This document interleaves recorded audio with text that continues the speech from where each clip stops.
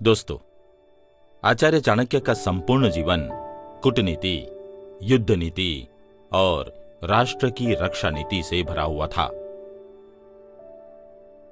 चाणक्य अपने जीवन में हर समय षड्यंत्र को असफल करते रहे और अंत में उन्होंने वह हासिल कर लिया जो वे चाहते थे।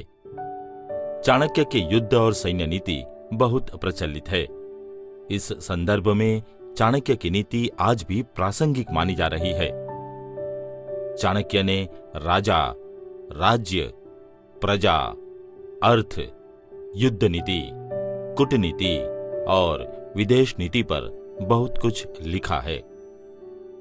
दोस्तों, आचार्य चाणक्य वैराग्य भाव से पूर्ण थे। एक राजनीतिज्ञ होने के साथ साथ वे एक तपस्वी भी थे। इसीलिए एक मंत्री होते हुए भी नगर के बाहर एक झोपड़ी में रहते थे। उन्होंने राष्ट्रहित के लिए ही धनानंद के विरुद्ध चंद्रगुप्त मौर्य को चुना था, स्वयं राजा बनने के लिए नहीं। यही कारण है कि आचार्य चाणक्य स्वयं राजा नहीं बने। दोस्तों, आज के एपिसोड में हम जानेंगे कि आचार्य चाणक्य के मुताबिक एक राजा कैसा होना चाहिए। दोस्तों, अब तो राजा रजवाड़ा नहीं रहे हैं। यहां पर राज्य के राजा का मतलब हम देश के प्रधानमंत्री के रूप में देख या सोच सकते हैं। दोस्तों, चाणक्य ने राजा को एकमात्र सेवक माना है। राजा प्रजा का सेवक होता है, प्रजा के सुख में उसका सुख होता है और प्रजा के दुख में उसका दुख होता है। राजा वही होता है जो राज्य में न्याय, अहिंसा और प्रेम की स्थापना करे। चाणक्य का मानना था कि राजा को सांसारिक सुखों से दूर रखकर प्रजा की सेवा करनी चाहिए। चाणक्य ने राजा को एक वेतन लेने वाले कर्मचारी से ज्यादा कुछ नहीं माना है। दोस्तों, एक राजा स्वयं को अपने राज्य और अपनी प्रजा को सौंप देता है। एक राजा होने का अर्थ है सन्यासी हो जाना। एक राजा का अपना कुछ नहीं होता है, सब कुछ राज्य का हो जाता है। बल्कि आवश्यकता पड़ने पर यदि राजा को अपने राज्य और प्रजा के हित के लिए अपनी स्त्री, संतान, मित्र, यहां तक कि प्राण भी त्यागने पड़े तो उसे संकोच नहीं करना चाहिए, क्योंकि राज्य ही उसका मित्र है और राज्य ही उसका परिवार है। दोस्तों, राजा को राज्य का भगवान कहा गया है, क्योंकि राज्यवासियों का समस्त सुख दुख और जीवन मरण उसके राजा के हाथों में होता है। इसलिए आचार्य चाणक्य कहते हैं कि एक राजा के अंदर दया, क्षमा, उदारता एवं करुणा का भाव अवश्य होना चाहिए। वहीं युद्ध के समय राजा को अपनी सेना का नेतृत्व कर सबसे पहली पंक्ति में खड़ा होना चाहिए, क्योंकि जो राजा वीर नहीं होता उसकी सेना भी उसका आदर नहीं करती है। एक राजा को ऋषियों, विचारकों और कवियों के आगे सदा नतमस्तक होना चाहिए, क्योंकि वे ही उसके सच्चे पथ प्रदर्शक होते हैं। दोस्तों, आचार्य यह भी कहते हैं कि एक राजा को अपने आलोचकों को भी संरक्षण देना चाहिए, ताकि वे उसकी कमियों को उसे बता सकें। राजा को अपने गुप्तचरों के माध्यम से अपने राज्य की पूर्ण खबर होनी चाहिए। आइए इसे विस्तार से समझते हैं। कैसा होना चाहिए राजा? दोस्तों, राजा शक्तिशाली होना चाहिए, तभी राष्ट्र उन्नति करता है। राजा की शक्ति के 3 प्रमुख स्रोत हैं: मानसिक, शारीरिक और आध्यात्मिक। मानसिक शक्ति उसे सही निर्णय लेने के लिए प्रेरित करती है। शारीरिक शक्ति युद्ध में विजय प्रदान करती है और आध्यात्मिक शक्ति उसे ऊर्जा देती है, प्रजाहित में काम करने की प्रेरणा देती है। कमजोर और विलासी प्रवृत्ति के राजा शक्तिशाली राजा से डरते हैं। कैसी होनी चाहिए कूटनीति।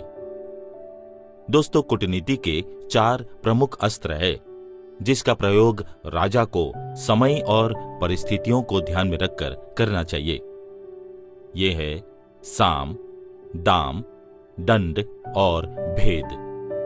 दोस्तों, जब मित्रता दिखाने की आवश्यकता हो तो आकर्षक उपहार, आतिथ्य, समरसता और संबंध बढ़ाने के प्रयास करने चाहिए। ताकत का इस्तेमाल, दुश्मन के घर में आग लगाने की योजना, उसकी सेना और अधिकारियों में फुट डालना, उसके करीबी रिश्तेदारों और उच्च पदों पर स्थित कुछ लोगों को प्रलोभन देकर अपनी ओर खींचना कूटनीति के अंग है। कैसी होनी चाहिए विदेश नीति। दोस्तों, आचार्य चाणक्य के मुताबिक विदेश नीति ऐसी होनी चाहिए जिससे राष्ट्र का हित सबसे ऊपर हो, देश शक्तिशाली हो, उसकी सीमाएं और साधन बढ़ें, शत्रु कमजोर हो और प्रजा की भलाई हो। ऐसी नीति के 6 प्रमुख अंग है: समझौता, मित्रता, दोहरी नीति, ठहराव, युद्ध की तैयारी एवं कूटनीतिक युद्ध। युद्ध भूमि में लड़ाई अंतिम स्थिति है जिसका निर्णय अपनी और शत्रु की शक्ति को तोलकर ही करना चाहिए। देश हित में संधि तोड़ देना भी विदेश नीति का हिस्सा होता है। कब करना चाहिए युद्ध। दोस्तों, युद्ध के सही समय का इंतजार करना ही उचित है। इसके लिए पहले से रणनीति बनाना चाहिए। चाणक्य ने खुद की एक टीम बनाकर बाद में भील, आदिवासी और वनवासियों को मिलाकर एक सेना तैयार की और सभी ने टीम बनकर कार्य किया और धनानंद के शक्तिशाली साम्राज्य को उखाड़ फेंककर चंद्रगुप्त को मगध का सम्राट बना दिया। कोई भी व्यक्ति अकेला जरूर चलता है, परंतु वह अकेला लक्ष्य तक पहुंच नहीं सकता। यह बात आप हमेशा ध्यान रखें कि आपकी सफलता सिर्फ आपकी सफलता नहीं होती है, इसमें कई लोगों का योगदान रहता है जिसको भूलना नहीं चाहिए। दोस्तों, इस बात के अनुसंधान में मैं आपको आज एक कहानी सुनाता हूं। सर्दियों का मौसम था। भयंकर जाड़ा पड़ रहा था। बर्फ सी ठंडी ठंडी हवा चल रही थी। हवा तीर के समान शरीर को चीरती हुई निकल जा रही थी। काशी की महारानी अपनी सहेलियां और दासियों के साथ स्नान के लिए निकली थी।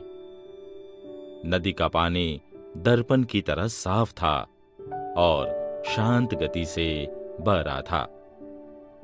शहर से दूर नदी के पास आज एक भी इंसान दिखाई नहीं पड़ रहा था।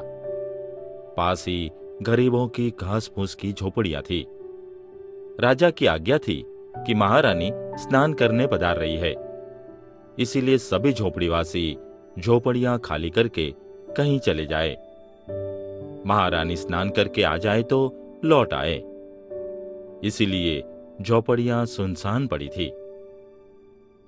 ठंडी हवा के झोंकों ने नदी में हिलोरे उठानी आरंभ कर दी थी। उगते सूरज की किरणें नदी की जल की सतह पर झिलमिल झिलमिल करके सुंदरता को और बढ़ा रही थी। पक्षियों की कलवर की मीठी आवाजें चारों ओर गूंज रही थी। महारानी अपनी सखियों के साथ खिलखिलाकर हंसी मजाक करती हुई स्नान कर रही थी। उसकी सहेलियां भी बढ़ चढ़कर हास परिहास में भाग ले रही थी। पूरा वातावरण हंसी से परिपूर्ण था। पानी पर हाथों की छप छप से मधुर संगीत निकल रहा था। काफी देर स्नान करने के बाद महारानी नदी के किनारे आई। उन्हें बहुत सर्दी लग रही थी। वह चिल्लाकर बोली, सखियों, आग कौन जलाएगी? सर्दी के मारे मैं तो मरी जा रही हूं। सखियां चारों ओर दौड़ निकली और पेड़ों की टहनियां खींचकर लाने लगी।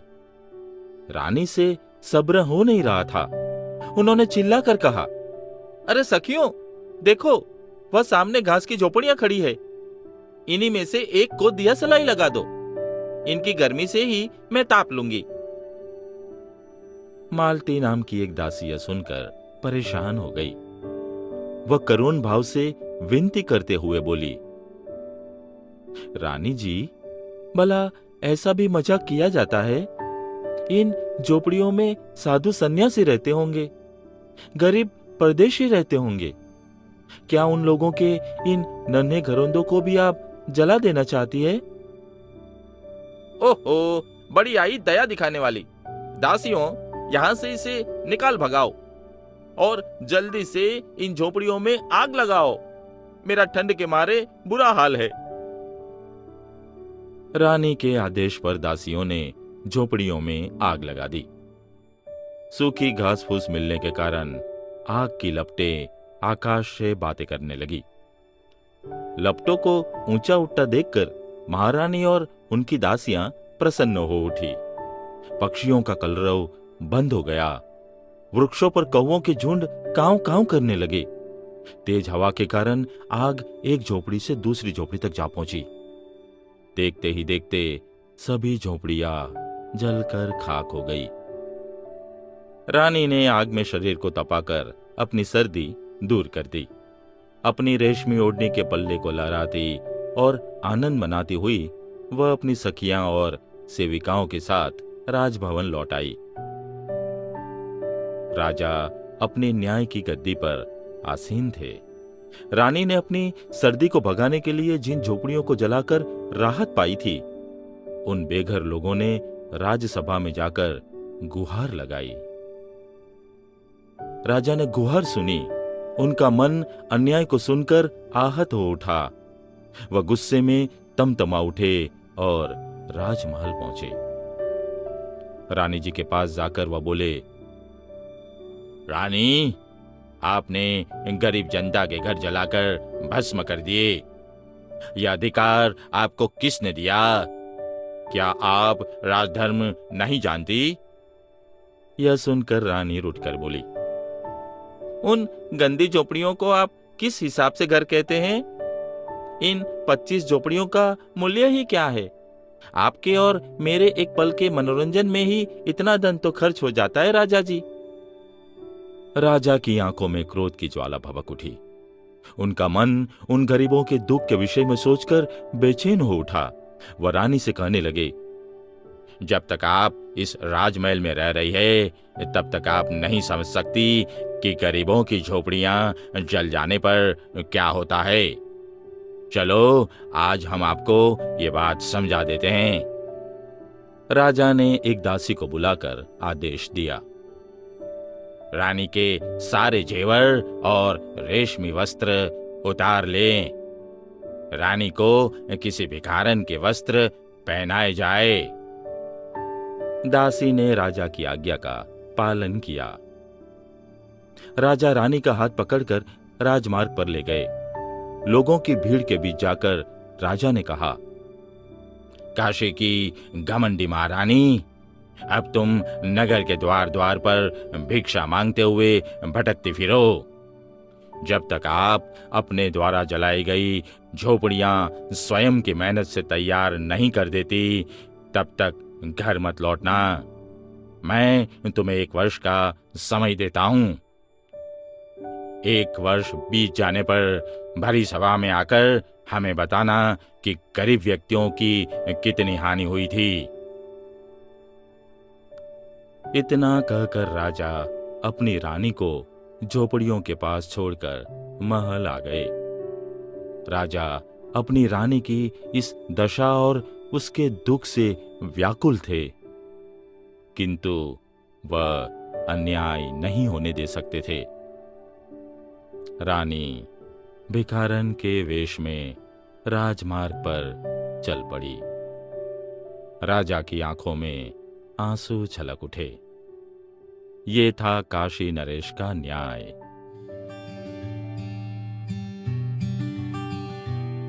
दोस्तों, आज के एपिसोड में बस इतना ही।